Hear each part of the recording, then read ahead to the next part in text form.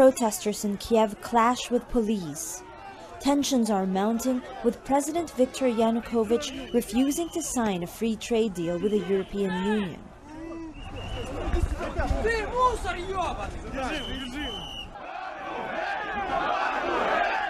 Ukraine is Europe, protesters were chanting. Some 10,000 of them rallied Friday evening in Kiev's Independence Square, site of the Orange Revolution in 2004.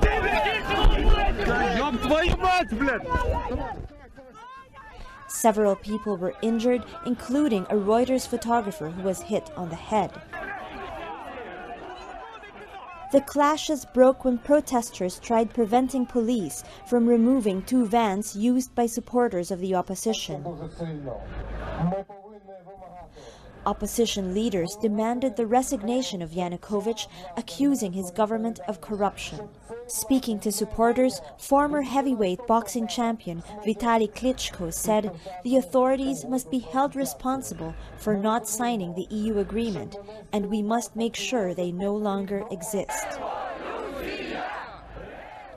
Yanukovych's decision to abandon the trade deal brings Ukraine closer to Russia and deals a blow to EU efforts to build closer ties with its eastern neighbors.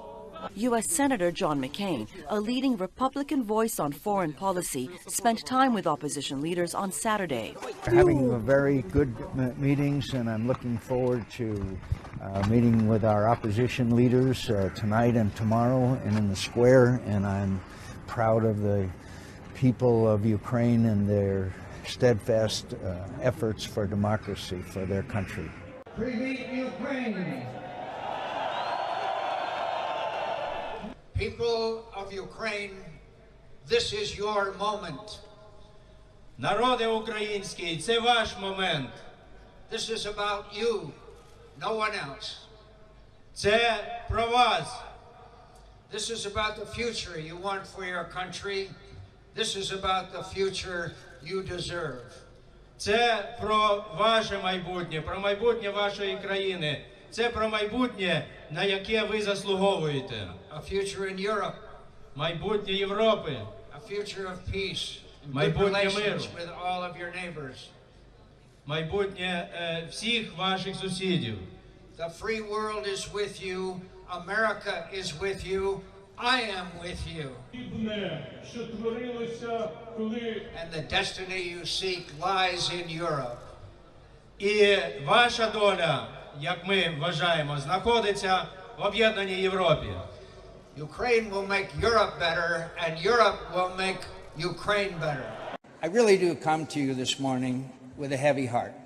With a heavy heart and great sadness because of the events that are taking place in Ukraine. And what happens in Ukraine is directly related to what happens in the Middle East, and obviously we know that what happens in the Middle East is vital to the existence of the State of Israel.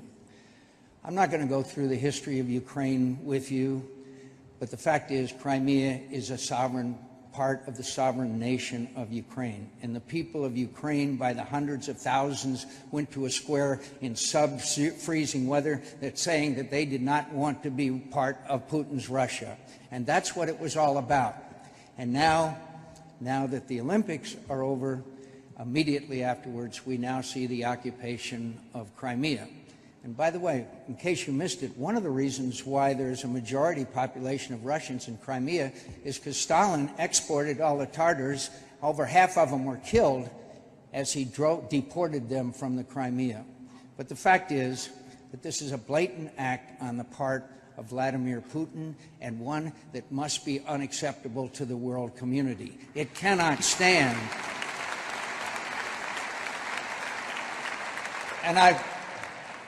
And I have to be very honest with you, there is not a military option that could be exercised now, but the most powerful and biggest and strongest nation in the world should have plenty of options. And those options are many, ranging from identifying these kleptocrats, these corruption people, and the people that ordered this, and the Magnitsky Act. Thank God for the Magnitsky Act. We could expand it and identify those people, and it would be their last trip to Las Vegas. So We can enact economic sanctions. We can, there's a broad array of options that we have. Why do we care? Because this is the ultimate result of a feckless foreign policy where nobody believes in America's strength anymore.